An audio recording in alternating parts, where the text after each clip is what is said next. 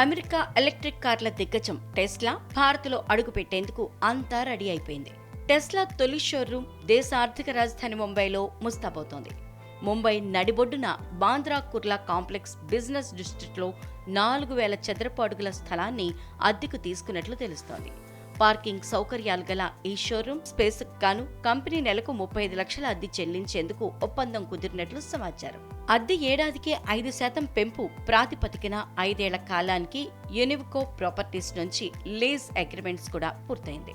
Rental agreement ఫిబ్రవరి 27న register అయింది.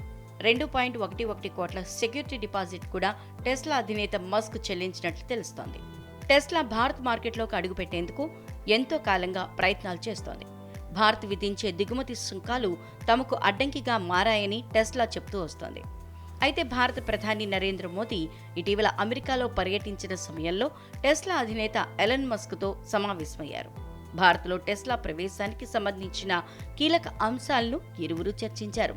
మోదీతో భేటీ అయిన కొద్ది రోజుల్లోనే ముంబైలో టెస్లా రిక్రూట్మెంట్ సహా కంపెనీ ప్రారంభానికి గల చర్యలను వేగంగా ప్రారంభించింది.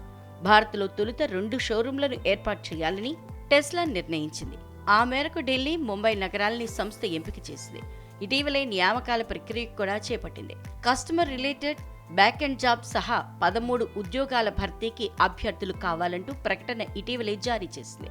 ఇందులో సర్వీస్ టెక్నీషియన్, సలహాదారు పోస్టులు వంటి వాటికి ఢిల్లీ, ముంబై నగరాల్లో నియామకాలు చేపడుతున్నట్లు తెలిపింది.